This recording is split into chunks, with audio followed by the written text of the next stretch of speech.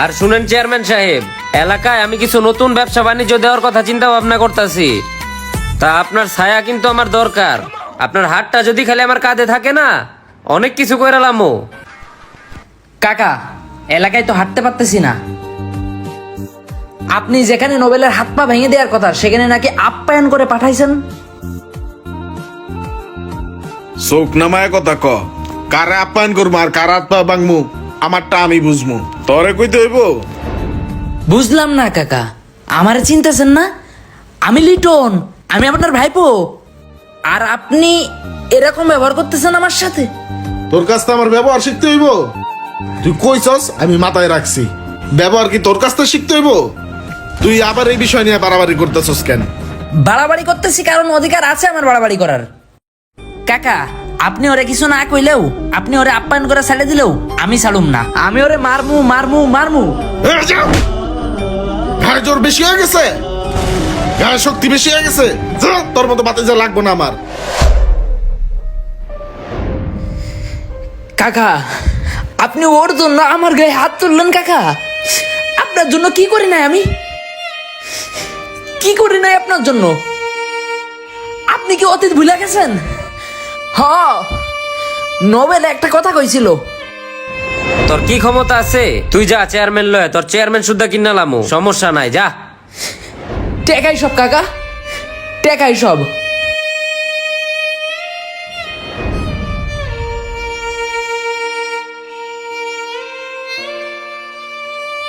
মামতো ভাই, কি খাবে কও, কি অর্ডার দেবো? আরে তোর অর্ডার মর্ডার, তোরা যেটা কই এটা হুন। কি? এই বাংলাদেশে আর থাকিস না, বিদেশ চলে যা।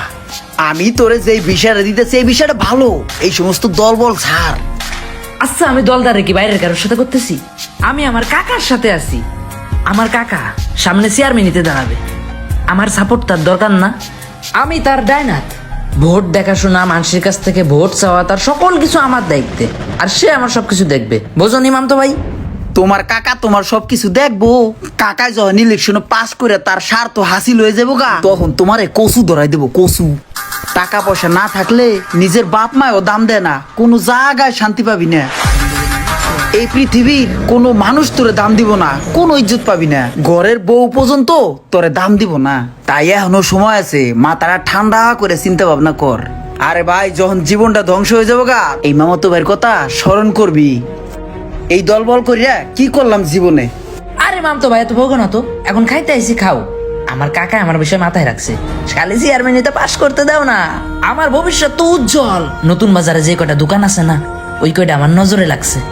ওইগুলা একটা একটা করে নিমু আর টাকা পয়সা ব্যবসায় কাটাই দেবো। ধৈর্য ধরো জাস্ট। ভাইয়া, একটা কোক আর সুন্দর দেখে একটা বিরিয়ানি দিয়েন, মামতো ভাই খাবে। তুই স্বপ্নই দেখে যাবি খালি, তোর এই স্বপ্ন কোনো দিন পুরো হইব না। তোর ভবিষ্যৎ অন্ধকার, মনে রাখিস।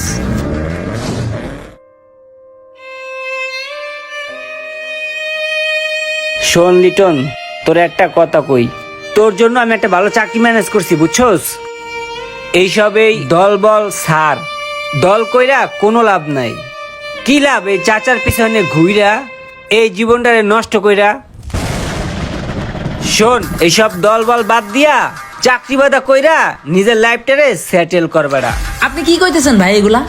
চাচা আমার বাপের সমতুল্য, এই ইলেকশনে দাঁড়াইতেছে। আমার সাপোর্ট কাকার অনেক দরকার, বুঝেন নাই? চাকরি বাকরি আমার লাগবো না, আমি কাকার সাথে আছি, এটাই ভালো আছি।